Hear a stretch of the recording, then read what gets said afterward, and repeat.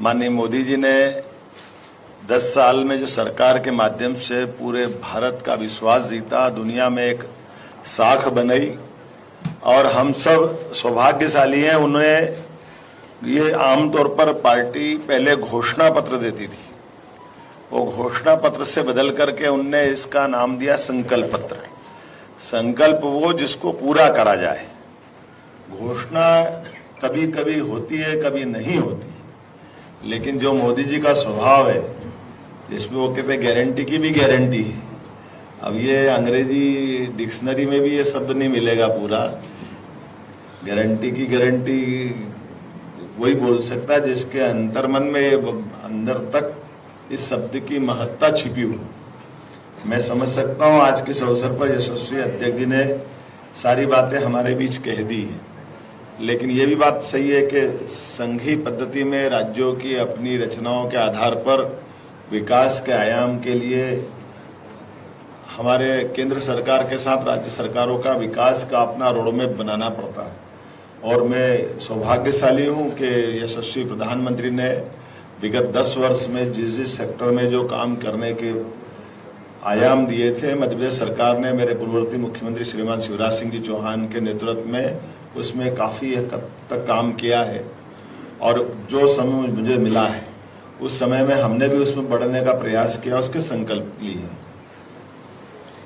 इसी आधार पर हमने राज्य का भी संकल्प पत्र लेकर के बात की थी, और जो अब नया संकल्प पत्र बना है, क्रमशः अध्यक्ष जी ने जितने अच्छे ढंग से बात की है, मैं मध्य प्रदेश के परिप्रेक्ष्य में अगर देखकर बोलना चाहूंगा तो जो कहा गया था कि हर गरीब को मकान मिले, चाहे शहरी हो या ग्रामीण हो, उसमें 4 करोड़ लोगों को अगर मकान देने का प्रयास किया है।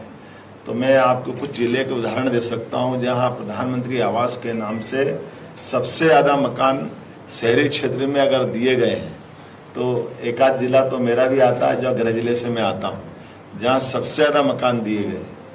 अकेले उज्जैन के अंदर 7,000 से ज्यादा मकान शहरी आवास के। एक तरह से हमारे यहाँ मीलों की नगरी थी, मीलों की नगरी होने के कारण से आबादी तो बड़ी थी, लेकिन मील बंद हो गए 20-20, 30-30 साल पहले।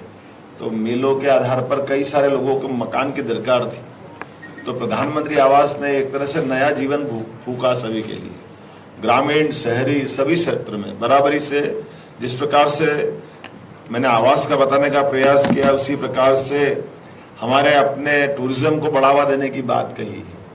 मैं टूरिज्म में भी काम कर चुका हूं पहले, और पर्यटन को लेकर मध्य प्रदेश की जो संभावना है, चीता प्रोजेक्ट के बाद से फॉरेस्ट में हेरिटेज का अपना महत्व है ही। हम तमाम जितनी बिल्डिंग है उनको उस पर काम कर ही रहे हैं, लेकिन बाबा महाकाल के महालोक बनने के बाद तो धार्मिक पर्यटन में भी एक तरह से बहुत बड़ी छलांग मध्य प्रदेश ने लगाई है। और जैसा कि माननीय मोदी जी का विजन है कि ये टूरिज्म कई देश, दुनिया के 200 देश में से 60 देश ऐसे जिनकी पूरी वार्षिक वित्तीय व्यवस्था, अर्थव्यवस्था केवल टूरिज्म के माध्यम से चलती है। तो ऐसे में हमारे लिए बड़ी संभावना है कि हमारे यहाँ सभी प्रकार का पर्यटन की बड़ी संभावना है।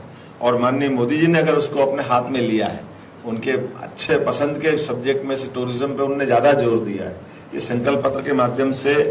अब इसी में आप टूरिज्म की संभावना भी देखो तो और अलग अलग प्रकार से खुलेगी। जैसे आमतौर पर पर्यटन को बोलते ही हमारे ध्यान में आता है कि यहाँ पर होटल तक जाएंगे, रिसोर्ट तक जाएंगे, लेकिन मेडिकल टूरिज्म ये एक नया रास्ता खुला है। बड़े पैमाने पर जिस प्रकार से मेडिकल कॉलेज हमारे यहाँ बनाने का हमने संकल्प लिया, और हम कोशिश कर रहे हैं कि आने वाले 2 साल के अंदर हर लोकसभा में एक मेडिकल कॉलेज देंगे।